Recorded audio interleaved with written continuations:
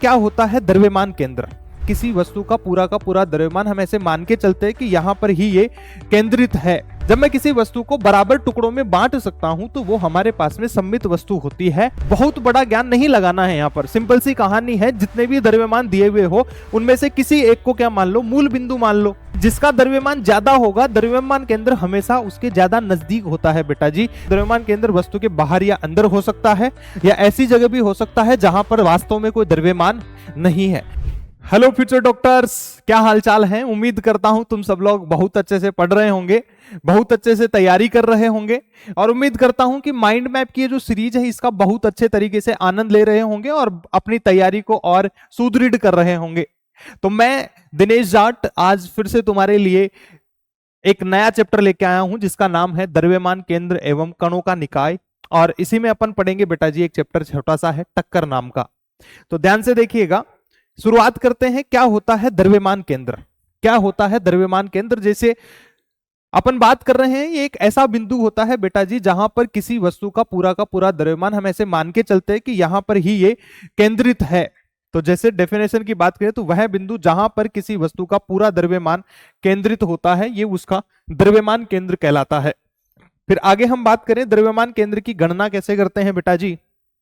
तो यहां से देखें कि मान लो कि मेरे पास में ये दो मास है, एक m1 है और दूसरा m2 है बेटा जी। इसके निर्देशांक x1 y1, इसके निर्देशांक x2 y2 है। और यहां से अगर मेरे को ये अगर सेंटर ऑफ मास है तो इसके निर्देशांक x सेंटर ऑफ मास और y सेंटर ऑफ मास होंगे। तो किस तरीके से ये निर्देशांक निकालते हैं बेटा जी, ध्यान से सुनिएगा। ये आ जाएगा m1 x1 plus m2 x2 plus ऐसे चलते रहेंगे mn xn divided by m1 plus m2 plus ऐसे चलते रहेंगे। खैर ये कहानी है, इसको छोड़िए, मैं एक एग्जाम्पल लेता हूं, उससे अपन इस सवाल को करते हैं। देखिए कैसे अपन द्रव्यमान केंद्र की गणना करते हैं, इस बात को सिंपल सा ध्यान रखिएगा कि मान लो कि मेरे पास में ये दो मास रखे हैं बेटा जी, ये दो द्रव्यमान है। एक मान लेता हूं कि ये 1 kg का द्रव्यमान है, ये 2 kg का द्रव्यमान है। इनके बीच का जो दूरी है वो है 3 मीटर। कुछ नहीं करना है, क्या करना है, हमें इनमें से किसी एक द्रव्यमान को हमें मूल बिंदु मान लेना है। किसी भी एक को मूल बिंदु मान लेते हैं। इसको मूल बिंदु मान के तो इसका निर्देशांक कितना हो जाएगा, 0 0 हो जाएगा। जब ये 0 0 है तो इसका निर्देशांक कितना हो जाएगा, यहां से 3 मीटर दूर है तो ये हो जाएगा 3 0। ये तो बात समझ में आती है, ऐसे निर्देशांक लिखेंगे। फिर हमारे पास में ये फॉर्मूला आ गया कि x निर्देशांक सेंटर ऑफ मास का हो जाएगा m1 x1 plus m2 x2 बटा m1 प्लस m2। तो यहां से m1 मास 1, इसका x1 निर्देशांक 0, m2 मास कितना है 2, इसका x निर्देशांक 3 और कुल द्रव्यमान कितना हो गया 2 और 1 3। तो इस तरीके से x निर्देशांक आ जाएगा। अब y निर्देशांक की बात करूं तो उसी तरीके से m1 y1 plus m2 y2 गुणा बटा m1 प्लस m2 करेंगे। यहां पर y निर्देशांक इसका भी 0 है और y निर्देशांक इसका भी 0 है, इसलिए y निर्देशांक क्या आ जाएगा द्रव्यमान केंद्र का 0 0 आ जाएगा। बात समझ में आती है। तो इस तरीके से हमें ये उत्तर मिला और इसको अगर मैं देखूं तो 3 दूनी 6, 6 को 3 से भाग दिया तो कितना आ चुका है बेटा जी, 2 मीटर आ चुका है। इसका मतलब इसका जो द्रव्यमान केंद्र है यहां से 2 मीटर की डिस्टेंस पर होगा और यहां पर कहीं ना कहीं हमें इसका द्रव्यमान केंद्र मिलेगा, सेंटर ऑफ मास मिलेगा बेटा जी। फिर आगे हम बात करें कि द्रव्यमान केंद्र का जो सदिश रूप है वो क्या होता है, किस तरीके से हम इसको सदिश रूप में व्यक्त करते हैं। तो ये जो सदिश रूप में व्यक्त करना है, जैसे मान लो कि मेरे पास में यहां पर दो द्रव्यमान है, ये है m1 द्रव्यमान, यहां पर m1 और ये है m2 द्रव्यमान। क्लियर बात। इसका स्थिति सदिश यहां पर लिखा हमने r1 और इसका स्थिति सदिश लिखा हमने बेटा जी यहां पर कितना r2 लिखा। क्लियर बात। तो ये r1 है, ये r2 है और ये m1 और ये m2 द्रव्यमान है।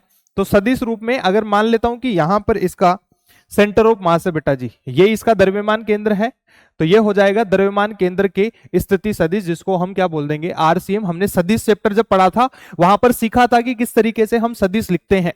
तो ध्यान से देखिएगा, ये आ जाएगा आरसीएम, स्थिति सदिश ऑफ सेंटर ऑफ मास बोल दे तो स्थिति सदिश आ गया हमारे पास में द्रव्यमान केंद्र का। तो m1 r1 बोले तो m1 द्रव्यमान गुणा इसका स्थिति सदिश प्लस m2 द्रव्यमान इसका स्थिति सदिश प्लस mn द्रव्यमान गुणा इसका स्थिति सदिश बटा कुल द्रव्यमान। बात क्लियर है। इस तरीके से आ जाएगा। जैसे कि एग्जांपल की बात करें तो मान लो कि यहां पर हमारे पास में ये एक 1 kg का द्रव्यमान है और ये हमारे पास में 2 kg का द्रव्यमान है। इसका स्थिति सदिश i cap J cap plus के कैप है और इसका स्थिति सदिश माइनस आई कैप प्लस 2 जे कैप है। तो यहां से हम द्रव्यमान केंद्र का जो स्थिति सदिश है वो लिख देंगे कैसे, 1 केजी द्रव्यमान गुणा इसका स्थिति सदिश आई कैप प्लस जे कैप प्लस के कैप, और प्लस m2 द्रव्यमान कितना है 2 केजी, और ये आ गया माइनस आई कैप प्लस 2 जे कैप, और डिवाइडेड बाई कुल द्रव्यमान 2 और 1 कितना हो जाएगा 3। इसको हल कर लेंगे तो हमें यहां से इसका द्रव्यमान केंद्र मिल जाएगा। फिर आगे हम बात करें कि हमारे पास में जितनी भी सममित वस्तुएं होती है, सममित वस्तुओं का मतलब है कि जैसे मान लो कि मैंने यहां पर ये एक वृत्त लिया, इसको अगर यहां से काट दूं तो इसका जितना भाग इधर उतना ही भाग इधर, यहां से काट दूं तो ऊपर जितना भाग है उतना ही भाग कहां है, नीचे की तरफ है, तो इसको मैं बोल दूंगा सममित। जैसे यहां पर मैं इसकी बात करूं, इसको यहां से काट दूं तो ऊपर जितना नीचे भी उतना ही, यहां से काट दूं तो जितना इधर उतना ही इधर भाग है, इसको मैं 2 बराबर भागों में काट सकता हूं। जब मैं किसी वस्तु को बराबर टुकड़ों में बांट सकता हूं तो वो हमारे पास में सममित वस्तु होती है, और इन सममित वस्तुओं का जो द्रव्यमान केंद्र होता है बेटा जी वो हमेशा इनके ज्यामितीय केंद्र पर होता है। जैसे कि इसका ये ज्यामितीय केंद्र है, इसका ज्यामितीय केंद्र ये है। क्लियर बात? तो इस तरीके से हमारे पास में इसका द्रव्यमान केंद्र बिल्कुल मध्य बिंदु पर हो गया है, और इसका भी द्रव्यमान केंद्र यहां पर आ चुका है। क्लियर बात? आगे हम बात करते हैं तो कुछ इस तरीके से कि मान लो कि मैं 2 कणों का एक निकाय लेता हूं। बेटा जी 2 कणों का एक निकाय ले लेते हैं हम, जहां पर हमारे पास में ये m1 द्रव्यमान है और ये क्या है m2 द्रव्यमान है। यहां से अगर मैं बात करूं इनके बीच की जो दूरी है वो कितनी है बेटा जी, r है। इनके बीच की दूरी कितनी है, r है। तो किसी एक को क्या मानना है हमें, वही सीखा था, हमें बहुत बड़ा ज्ञान नहीं लगाना है। यहां पर सिंपल सी कहानी है, जितने भी द्रव्यमान दिए हुए हो उनमें से किसी एक को क्या मान लो, मूल बिंदु मान लो, और किसी एक को मूल बिंदु मान लूंगा तो उसका निर्देशांक 0 0 और इसके सापेक्ष इसका निर्देशांक r और 0 हो जाएगा। फिर यहां से अगर मेरे को यहां से ये इसका द्रव्यमान केंद्र है तो यहां से ये जो दूरी है r1 ये कितनी हो जाएगी m2r बटा m1 प्लस m2, और यहां से इसकी जो दूरी है द्रव्यमान केंद्र की r2 बराबर m1r बटा m1 प्लस m2। अब यहां पर कुछ महत्वपूर्ण अपन बातें सीखते हैं। वो बात क्या है कि यदि दोनों द्रव्यमान बराबर हो जाए, बेटा यदि दोनों द्रव्यमान क्या हो जाए, बराबर हो जाए, कि m1 बराबर m2 बराबर m हो जाए, इसका मतलब इनका जो द्रव्यमान केंद्र है वो हमेशा इनको जो लाइन जोड़ने का काम करती है, एक ऐसी लाइन जो इन दोनों को जोड़ने का काम करती है, उसके मध्य बिंदु पर होता है, उसके मध्य बिंदु पर होता है। तो m1 बराबर m2 बराबर m हो जाएगा। तो क्या हो जाएगा, r1 बराबर r2 बराबर r/2 आ जाएगा, जो कि इन दोनों द्रव्यमानों को जोड़ने वाली रेखा के मध्य बिंदु पर होता है। बेटा जी ये बात हमको पता होनी चाहिए। फिर आगे बात करें कि द्रव्यमान केंद्र हमेशा भारी वस्तु के नजदीक होता है, कि जिसका द्रव्यमान ज्यादा होगा द्रव्यमान केंद्र हमेशा उसके ज्यादा नजदीक होता है। बेटा जी बहुत इंपॉर्टेंट बात है, पूछ लिया जा सकता है कि ये जो द्रव्यमान थे m1 और एक था m2, अगर मैं बात करूं मान लो m2 द्रव्यमान ज्यादा होता, ये द्रव्यमान केंद्र m2 के ज्यादा नजदीक होता, लेकिन अगर m1 द्रव्यमान ज्यादा होता तो ये द्रव्यमान केंद्र m1 द्रव्यमान के ज्यादा नजदीक होता। बेटा जी हमें पता होना चाहिए कि द्रव्यमान केंद्र की स्थिति हमेशा भारी द्रव्यमान जो होता है उसके ज्यादा नजदीक होता है।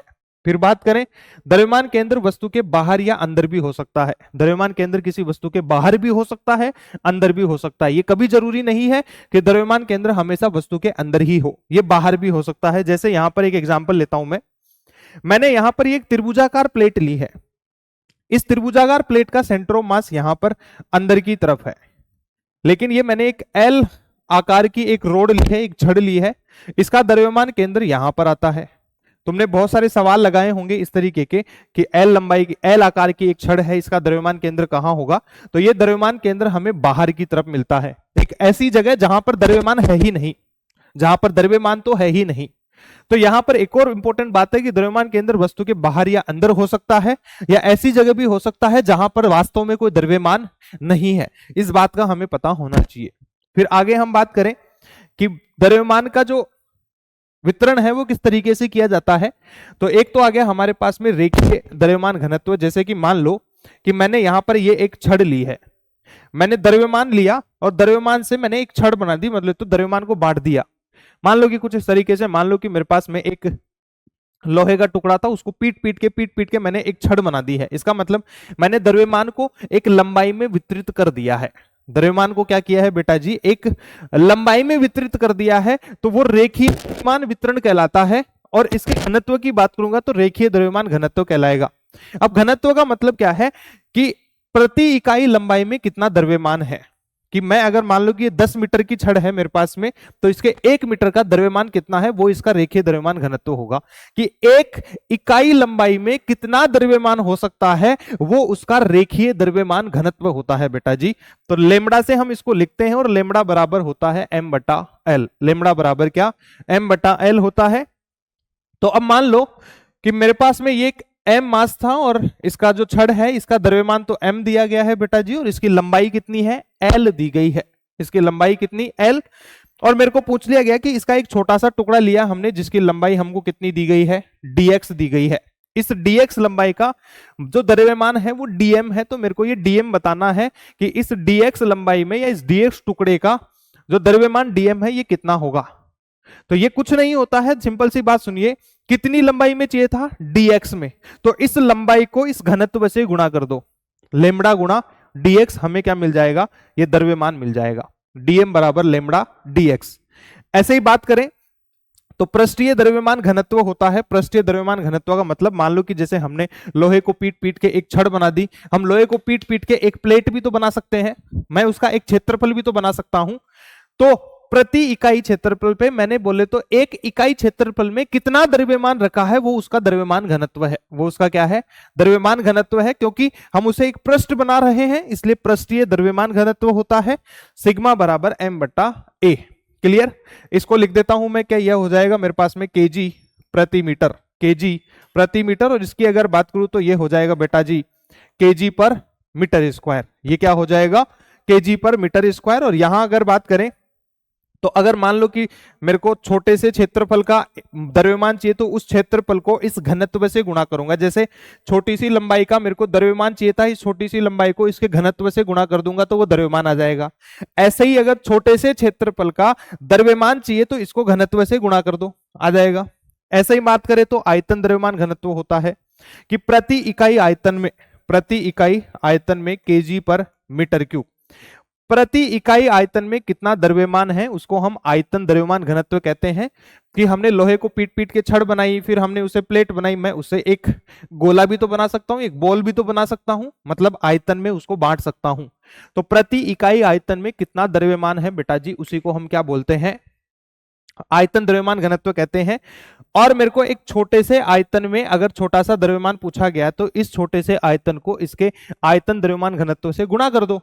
तो सिंपल सी बात है, हमें जितने क्षेत्र में, जितनी लंबाई में या जितने आयतन में द्रव्यमान पूछा जाए, तो उस लंबाई द्रव्यमान या उस, जैसे मान लो कि एक लंबाई ली मैंने 2 मीटर में, मेरे को क्षेत्रफल बताओ, 2 मीटर में मेरे को द्रव्यमान बताओ, पता नहीं क्या ही बोल रहा हूं, है ना।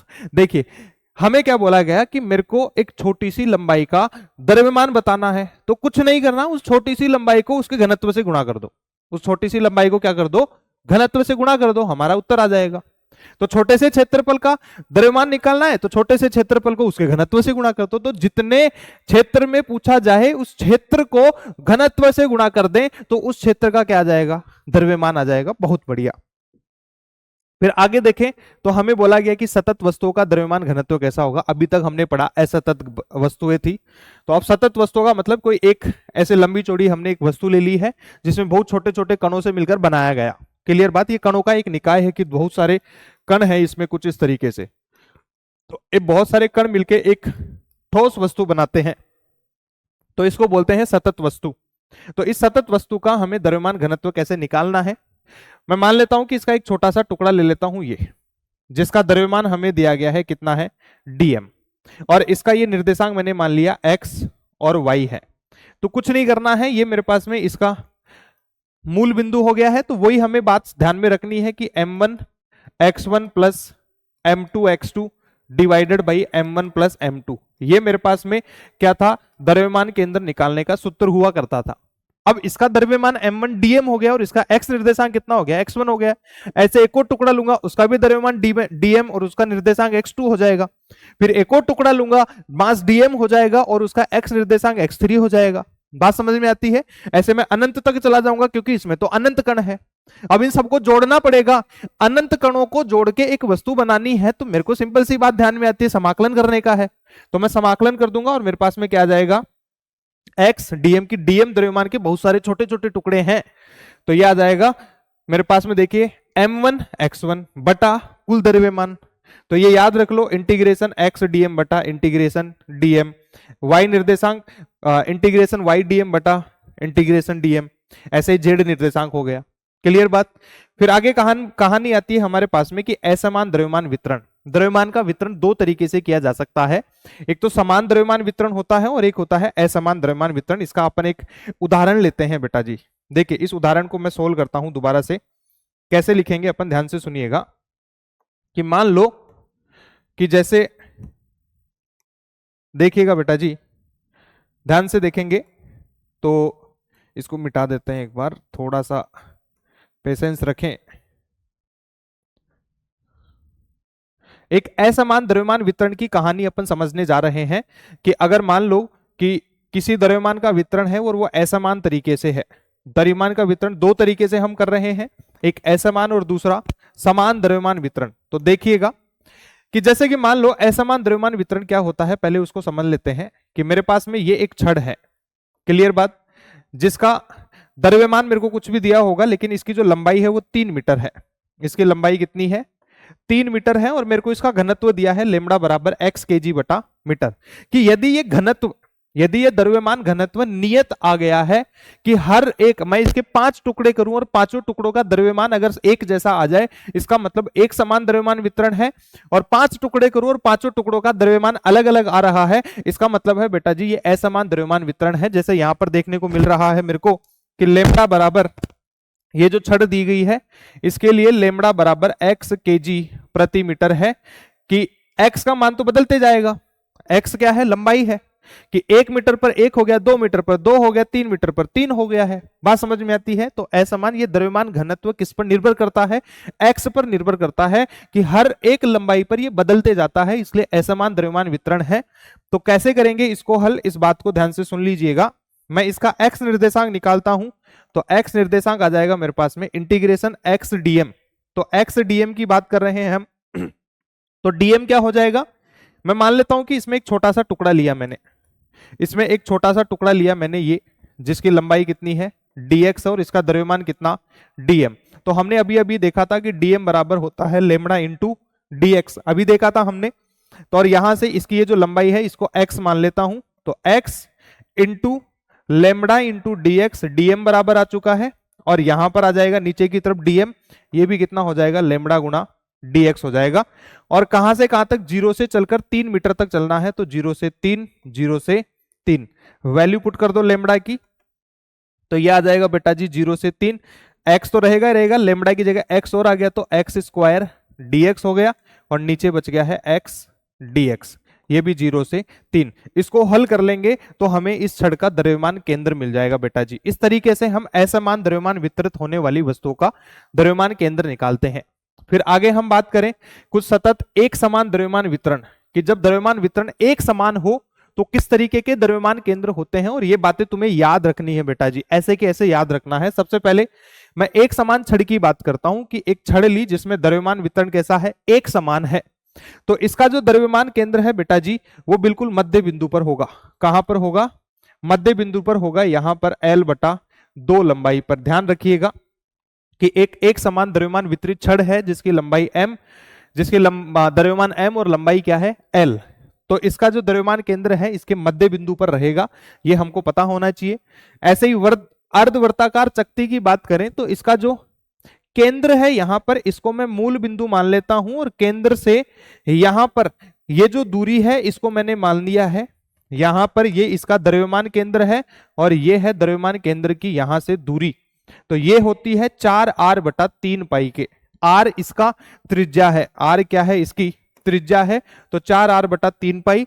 ऐसे ही अगर मैं बात करूं अर्धवर्ताकार खोखला गोला होता है, उसके लिए ये मेरे पास में केंद्र है, खोखला गोला है, इसके लिए द्रव्यमान केंद्र r/2 लंबाई पर होगा। r यहां पर फिर से त्रिज्या है।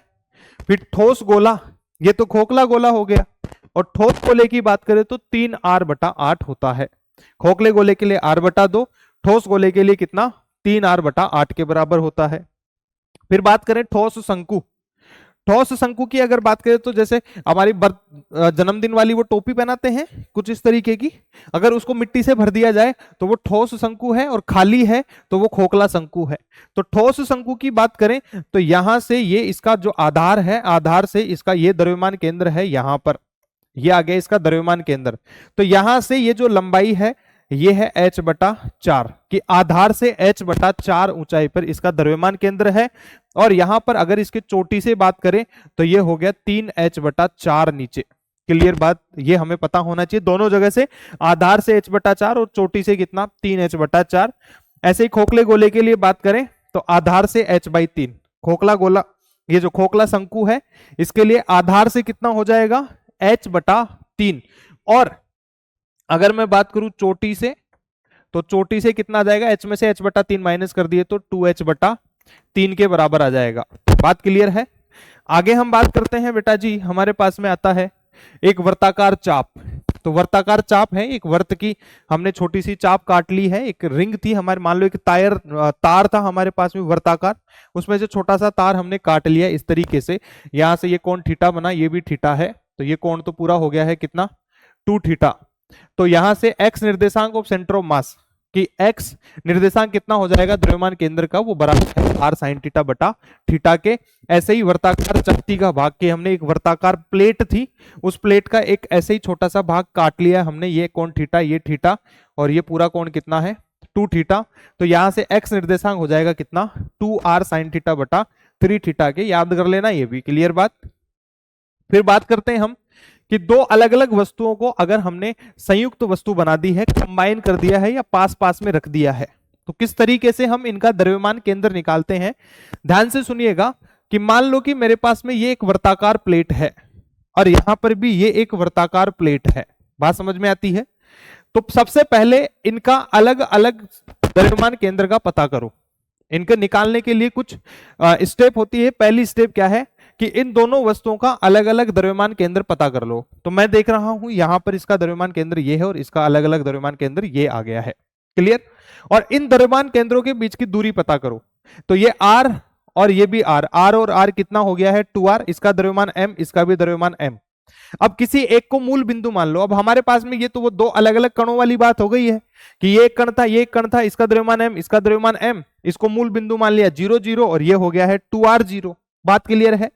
तो x निर्देशांक ऑफ सेंटर ऑफ मास कितना आ गया m और इसका x निर्देशांक, फिर यहां से m और इसका y निर्देशांक बटा कुल द्रव्यमान m और m कितना 2m। इसको हल किया तो कितना आ गया x निर्देशांक r के बराबर, मतलब यहां से r दूरी पर बोले तो यहां पर ये हो गया है हमारे पास में इसका सेंटर ऑफ मास। ये है संयुक्त सेंटर ऑफ मास। बात समझ में आती है। ये तो थे इनके अलग अलग सेंटर ऑफ मास और ये आ गया है इनका कंबाइंड सेंटर ऑफ मास कि दोनों को संयुक्त करने पर इनका सेंटर ऑफ मास यहां पर मिलेगा मेरे को। बात समझ में आती है। यही सिंपल सी कहानी थी। ठीक है।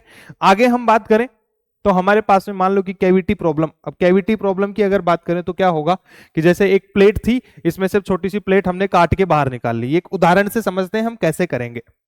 तो यहां पर भी कुछ अलग नहीं करना है बाबा, एक सिंपल सी बात को समझना है कि ये जो बाहर निकाल रहे हैं, ये जो द्रव्यमान हम काट के बाहर निकाल रहे हैं, तो जो काटा हुआ द्रव्यमान है वो ऋणात्मक लेना है। जो काटा हुआ द्रव्यमान क्या है उसको ऋणात्मक लेना है। बाकी पूरी की पूरी कहानी इसी तरीके की है संयुक्त वस्तुओं के द्रव्यमान केंद्र के जैसे कि अलग अलग द्रव्यमान केंद्र पता करो, इनके बीच की दूरी पता करो, किसी एक को मूल बिंदु मान लो, निर्देशांक लिखो और m1 x1 plus m2 x2 बटा m1 प्लस m2 लगाओ। देखते हैं कि यहां पर मैंने मान लिया कि ये जो काटा हुआ भाग है, ये यहां से ये पूरा एक मैंने चकती ली, इसकी त्रिज्या r थी। यहां से एक चकती मैंने काट ली है जिसकी त्रिज्या r/2 के बराबर हो गई है। r/2 हो गया तो इसका द्रव्यमान m/4 के बराबर हो गया। इसका द्रव्यमान कितना हो गया m/4 के बराबर हो गया। तो ये जो द्रव्यमान हमको लेना है बेटा जी, ये ऋणात्मक लेने का है। ये द्रव्यमान कैसा लेना है, ऋणात्मक लेना है। फिर दोनों का अलग अलग द्रव्यमान केंद्र पता करो। दोनों का अलग अलग द्रव्यमान केंद्र पता किया तो इसको मूल बिंदु मान लिया 0 0 और यहां से इसकी दूरी कितनी r/2, तो ये हो गया r/2 और 0। ये मास m, पूरा द्रव्यमान तो कितना है m, और इस काटे हुए भाग का द्रव्यमान कितना -m/4। बाकी पूरी कहानी एक ही जैसी है। m1 x1 plus m2 x2, ये माइनस का आ गया था द्रव्यमान बटा कुल द्रव्यमान m1 माइनस m/4। 4। ये सोल्व कर लिया, एक्स निर्देशांक कितना आ गया है -r/6 पर। यहां पर द्रव्यमान केंद्र, माइनस का मतलब है कि द्रव्यमान केंद्र इधर चला गया है। ये मूल बिंदु माना था हमने, यहां पर इससे पीछे की तरफ खिसक गया है। पीछे क्यों गया? क्योंकि इधर तो द्रव्यमान कम हो गया है। अब द्रव्यमान ज्यादा किधर है? पीछे की तरफ। तो द्रव्यमान केंद्र पीछे जाएगा, क्योंकि द्रव्यमान केंद्र वहां होता है जहां पर द्रव्यमान ज्यादा होता है। फिर आगे बात करें हम कि द्रव्यमान केंद्र की गति, द्रव्यमान केंद्र किस तरीके से गति करता है, ये इसका स्थिति सदिश दिया गया है। R बराबर m1r1 प्लस m2r2 बटा m1 प्लस m2। फिर हमें याद है जब अपन सदिश पढ़ रहे थे कि स्थिति सदिशों का अगर हम अवकलन कर देंगे समय के सापेक्ष तो हमें वेग मिल जाएगा, और वेग का समय के सापेक्ष अवकलन कर देंगे तो त्वरण मिल जाएगा। तो वेग बराबर m1 v1 plus m2 v2 बटा m1 प्लस m2। ऐसे त्वरण की बात करेंगे तो m1 a1 plus m2 a2 बटा m1 प्लस m2। फिर आगे आता है हमारे पास में बहुत महत्वपूर्ण बात कि यदि किसी कणों के निकाय पर लगने वाला कुल बल, यदि किसी कणों के निकाय पर लगने वाला कुल बल अगर बेटा जी, अगर ये जो कुल बल है बेटा जी ये 0 के बराबर आ जाए, तो बल बराबर 0 होने का मतलब बल बराबर ma होता है। अब द्रव्यमान कभी 0 हो नहीं सकता। अब बल को 0 होने के लिए किसको 0 होना पड़ेगा? त्वरण को। तो यहां त्वरण 0 हो जाता है। त्वरण 0 कब हो सकता है? जब वेग क्या हो? नियत हो। वेग यहां पर कांस्टेंट है। अब हमें पता है न्यूटन बाबा के दूसरे नियम के अनुसार कि F बराबर dp बटा dt होता है। अब बल 0 है। बल 0 कब हो सकता है? बल कैसे आ रहा है? जब संवेग का अवकलन कर रहे हैं। और संवेग का अवकलन 0 कब हो सकता है? जब संवेग क्या हो? नियत हो। इसका मतलब संवेग नियत है। किसी वस्तु पर लगने वाला बाहरी बल अगर 0 है तो उसका संवेग नियत है, उसका संवेग नियत है। जितना प्रारंभिक संवेग है उतना ही क्या है? अंतिम संवेग है। इसका मतलब यह है संवेग संरक्षण का नियम कि भाई जितना संवेग पहले उतना बाद में तो संरक्षित रहा, खत्म हुआ ही नहीं ना। तो किसी वस्तु पर लगने वाला बाहरी बल 0 होना यह हमें निर्देशित करता है कि इसका जो संवेग है वो हमेशा क्या रहेगा? संरक्षित रहेगा। मतलब प्रारंभिक संवेग बराबर अंतिम संवेग। फिर यहां से आती है एक बंदूक की समस्या है कि बंदूक दाग दी गई है। तो जैसे ही मान लो कि अभी हमने शूटर हैं हम, क्लियर बात, हम गोली दागना चाहते हैं, तो जैसे ही गोली दाग दी है तो बंदूक भी पीछे की तरफ आती है। एक्शन रिएक्शन, क्रिया प्रतिक्रिया बल। तो बंदूक कितनी स्पीड के साथ पीछे की तरफ आता है इसको समझते हैं। प्रारंभ में बंदूक और बंदूक में ये जो गोली है ये दोनों ही रुके हुए थे, इसलिए इनका वेग 0 था। वेग 0 होने की वजह से इनका प्रारंभिक संवेग 0 के बराबर है। फिर बाद में ये बंदूक गई आगे की तरफ वीबी वेग से। ये बी वेग ऑफ बुलेट, बी मतलब बुलेट और जी मतलब गन। बुलेट का वेग वीबी और इसका द्रव्यमान कितना हो गया है? द्रव्यमान कितना है? mb। बुलेट का द्रव्यमान mb, गन का द्रव्यमान mg और गन का वेग अपन मान लेंगे vg। क्लियर बात। तो यहां से अपन देखते हैं अंतिम संवेग की बात करें तो यहां से ये हो जाएगा m1 v1 plus m2 v2। द्रव्यमान किसका? बंदूक का। सॉरी यहां पर mb vb हमने बुलेट माना है, तो बुलेट का द्रव्यमान गुणा बुलेट का वेग प्लस बंदूक का द्रव्यमान गुणा बंदूक का वेग, और फाइनल और इनिशियल को बराबर कर देंगे तो हमें जो बंदूक का जो वेग है वो मिल जाएगा कितना? vg बराबर माइनस mb vb बटा mg। अब ये पीछे की तरफ माइनस का साइन क्या इंडिकेट करता है? कि बंदूक पीछे की तरफ गई होगी। बंदूक किधर गई होगी? पीछे की तरफ गई होगी। बात समझ में आती है? ये vb vb ये हो जाएगा vg, किसका? बंदूक का वेग। क्लियर, याद रखिएगा। फिर आगे बात करते हैं द्रव्यमान केंद्र की स्थिरता, कि द्रव्यमान केंद्र की स्थिरता से अपन क्या समझते हैं। द्रव्यमान केंद्र की स्थिरता का मतलब है कि हमें बताना है कि द्रव्यमान केंद्र कौन कौन सी स्थितियों में स्थिर रह सकता है। द्रव्यमान केंद्र स्थिर रहने का मतलब क्या है? कि इसका जो स्थिति सदिश है वो हमेशा रेस्ट पर है, विरामावस्था में है। क्लियर बात। ये विरामावस्था में होने का मतलब क्या हो गया है? कि वेग क्या हो जाएगा? 0, क्योंकि RCM कांस्टेंट है भाई, रुक गया है, ये कभी हिलेगा ही नहीं, ये बदलेगा ही नहीं। स्थिति सदिश फिक्स हो गया है। जब स्थिति सदिश में कोई परिवर्तन नहीं, इसका मतलब वेग 0 हो गया है। और वेग 0 होने का मतलब क्या हो गया बेटा जी? कि m गुणा आर नियत रहेगा, कांस्टेंट रहेगा। जैसे कि एक एग्जांपल ले लेते हैं, ये एक द्रव्यमान m1 है और ये द्रव्यमान m2 है। यदि इस m1 द्रव्यमान को इधर उठाकर ले चले r1 दूरी तक, तो इस द्रव्यमान को कितना दूर लेके जाऊं कि ये द्रव्यमान केंद्र हमेशा यहीं पर बना रहे? तो ये m1r, mr क्या होना चाहिए? कांस्टेंट होना चाहिए। तो m1r बराबर m2r हो जाएगा, कि दोनों का जो इधर खिसकाने का अनुपात है वो एक जैसा होना चाहिए। तो m1r1 बराबर m2r2। अगर सदिश के साथ लिखूं तो m1r1 प्लस m2r2 बराबर क्या हो जाना चाहिए, 0 के बराबर हो जाना चाहिए, क्योंकि वेग बराबर हमें पता रहता है कि हमें वेग बराबर क्या होता है, dr बटा dt। वेग बराबर क्या होता है, dr बटा dt। तो यहां से ये m1r1 सदिश प्लस m2r2 सदिश बराबर 0, ये याद रखने का है। अब प्लांक प्रॉब्लम की अगर अपन बात करें तो मान लो कि हमारे पास में पानी में कुछ इस तरीके से एक लकड़ी का गुटका रखा है, या इसको मैं नाव मान लेता हूं। एक आदमी है जो बिंदु ए पर खड़ा है, ये ए से चलकर बी पर पहुंचना चाहता है।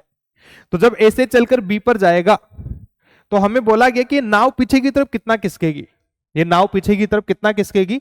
तो हमें सिंपल सी बात ध्यान में रखनी है, ये फिक्स है, ऐसा ही रिजल्ट आता है, इसको याद रख लेना, पूछा जा सकता है। मैं मान लेता हूं नाव पीछे की तरफ एक्स चलेगी, तो ये यहां पर पूरा एल नहीं चल पाएगा, क्योंकि ये थोड़ा आगे आ जाएगा तो ये पूरा एल तो चल नहीं पाएगा।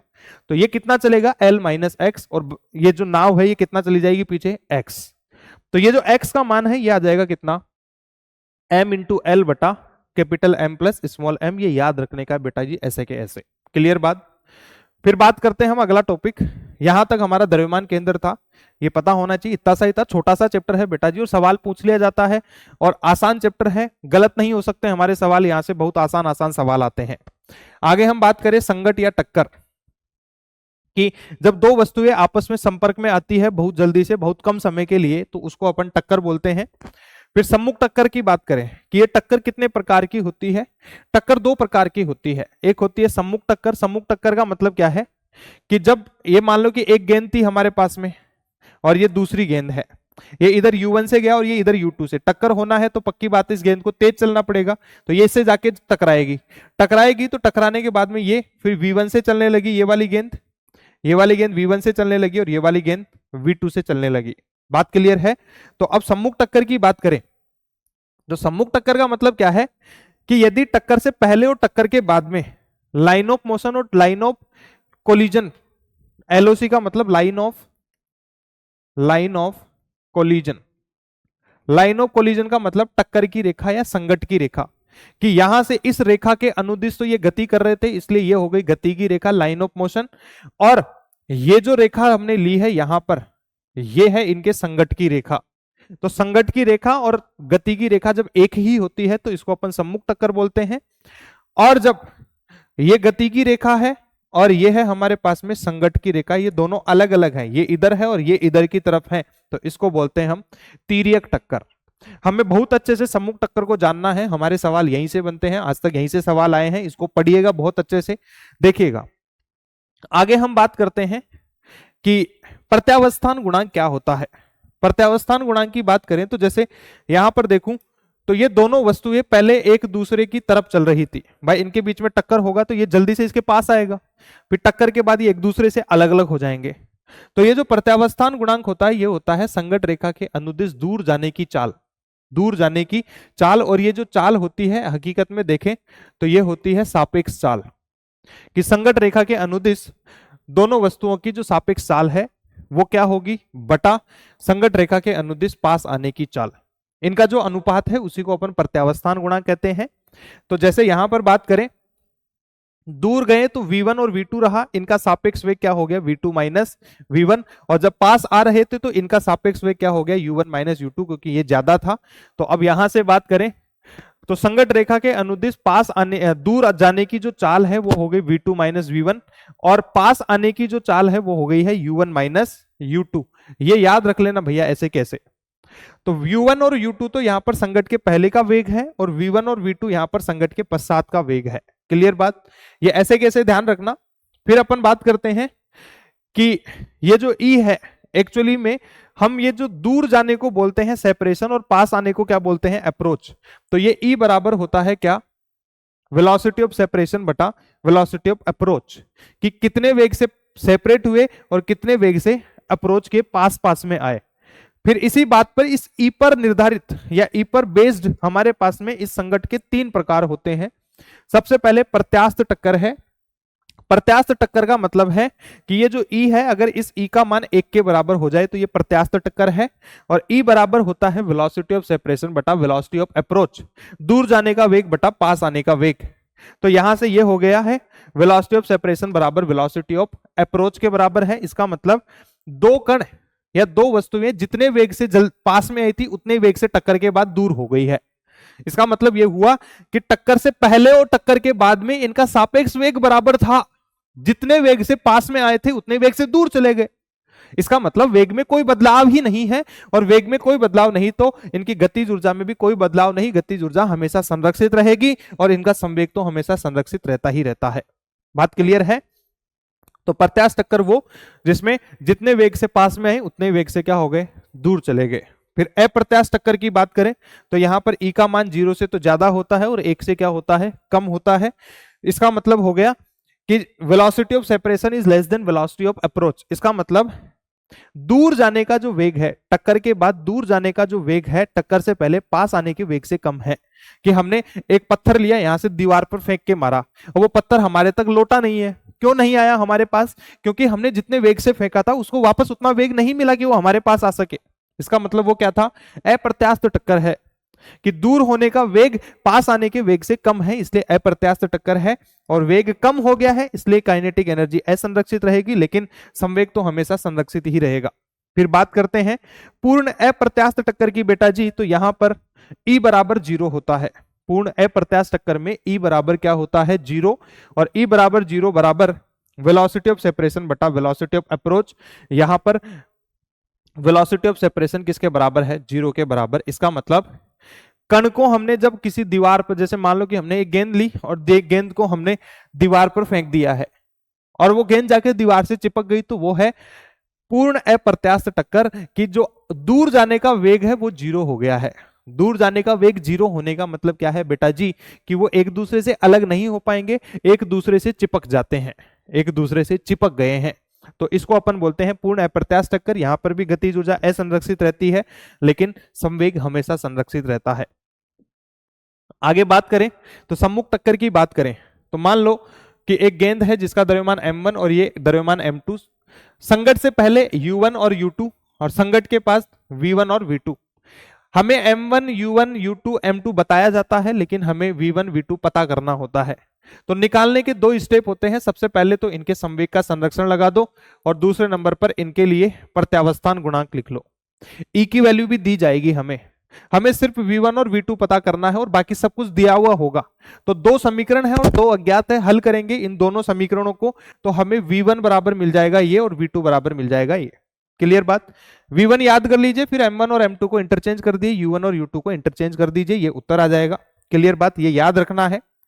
फिर बात करते हैं स्पेशल केस कि प्रत्यास्थ टक्कर होगी तो E का मान 1 होगा और E का मान 1 होने के साथ साथ अगर मैं दोनों गेंदों का द्रव्यमान बराबर ले लूं तो ये हमारे पास में होता है कि प्रत्यास्थ टक्कर में E बराबर 1 और यदि दोनों गेंद बराबर द्रव्यमान के हैं तो संगत के पश्चात गेंद आपस में अपने जो वेग होते हैं संगत के पहले वाले वेग को अंतर बदलाव कर लेते हैं। कि जैसे कि ये मेरे पास में 1 kg और ये मेरे पास में 1 kg। क्लियर बात? ये इधर चल रहा था 2 मीटर पर सेकंड से और ये इधर चल रहा था 1 मीटर पर सेकंड से। संगत के पश्चात ये दोनों क्या करते हैं, क्योंकि दोनों का द्रव्यमान एक जैसा है और अगर इनके बीच में प्रत्यास्थ टक्कर है तो ये क्या करेंगे, एक दूसरे के वेग को अंतर बदलाव कर लेते हैं। ये 1 मीटर पर सेकंड तो इस गेंद को मिल जाएगा और ये जो 2 मीटर पर सेकंड है ये इसको मिल जाएगा। ये एक दूसरे के वेग को अंतर परिवर्तित कर लेते हैं। तो यहां पर ये आ गया v1 बराबर u2 और v2 बराबर u1। क्लियर बात? महत्वपूर्ण है, ध्यान रखिएगा। फिर ये दो केस है कि यदि m1 द्रव्यमान बहुत ज्यादा हो, बहुत ज्यादा का मतलब थोड़ा सा ज्यादा नहीं, बहुत बहुत बहुत ज्यादा, कि जैसे ट्रेन है, ट्रेन के ऊपर पत्थर फेंक के मार दिया तो पत्थर का द्रव्यमान तो बहुत कम है ट्रेन के मुकाबले, तो पत्थर के वेग से ट्रेन के वेग में कोई फर्क थोड़ी ना पड़ेगा। क्लियर बात? तो m1 द्रव्यमान ज्यादा होने का मतलब m1 द्रव्यमान भारी वस्तु है, इसके द्रव्यमान में कोई फर्क नहीं पड़ेगा, जितना टक्कर के पहले वेग था उतना ही टक्कर के पश्चात वेग होगा। लेकिन जो छोटे वाला कण है, जो पत्थर था, उसका द्रव्यमान क्या हो, उसका वेग क्या हो जाएगा, v2 बराबर माइनस u2 प्लस 2u1। ऐसे ही अगर उल्टा कर दू, दोनों को उल्टा कर दो, m2 ज्यादा हो जाए m1 कम हो जाए तो m2 का द्रव्यमान क्या हो जाएगा, ज्यादा है तो उसका वेग क्या हो जाएगा, पहले जैसे ही हो जाएगा, v2 बराबर u2 और ये हो जाएगा v1। फिर E बराबर 0 हो जाए, E बराबर क्या हो जाए, 0, इसका मतलब पूर्ण अप्रत्यास्थ टक्कर है। और पूर्ण अप्रत्यास्थ टक्कर होने का मतलब है कि दोनों वस्तुएं एक दूसरे से चिपक जाएगी। चिपकने का मतलब है दोनों वस्तुएं एक दूसरे से चिपक के साथ साथ चलेगी, तो टक्कर के पश्चात दोनों का वेग बराबर हो जाएगा क्योंकि साथ ही चल रही है, और उनका जो वेग है वो उनके द्रव्यमान केंद्र के वेग के बराबर होगा। और द्रव्यमान केंद्र का वेग हमें पता है m1u1 प्लस m2u2 बटा m1 प्लस m2, और ये चिपक जाते हैं, पता होना चाहिए। इसके बाद में अगर देखें तो ये हमारे पास में अंतिम एक रिजल्ट है कि गेंद का उछलना, कि हमने मान लो कि गेंद छोड़ दी है और वो गेंद टप्पे खाते खाते खाते खाते लास्ट में जाके रुकेगी। तो हमने देखा कि ये प्रारंभिक वेग हमने गिराया गया तो 0 था, m द्रव्यमान था, h ऊंचाई से गिराया गया, इसको नीचे आने में t समय लगेगा, और यहाँ आते इसका वेग v के बराबर है। तो nवें संघट के बाद इसका वेग vn बराबर e की घात n गुणा v हो जाएगा, और nवें संघट के बाद ऊंचाई कितनी हो जाएगी, ये हो जाएगी। उड्डयन काल ये हो गया है, कुल उड्डयन काल हो गया है, और कुल तय की गई दूरी ये हो गई है। ये पूरी की पूरी बातें हमें ऐसे कैसे ध्यान में रखनी है बेटा जी। तो ये था हमारे पास में पूरा द्रव्यमान केंद्र और संघट कह लो चाहे टक्कर कह लो, और दोनों ही चैप्टर से 2 सवाल आएंगे बेटा जी, और वो 2 सवाल बहुत आसान होते हैं, बहुत ही आसान होते हैं, उनको आराम से कर सकते हैं अगर तुमने ये सारी बातें ध्यान में रखी है।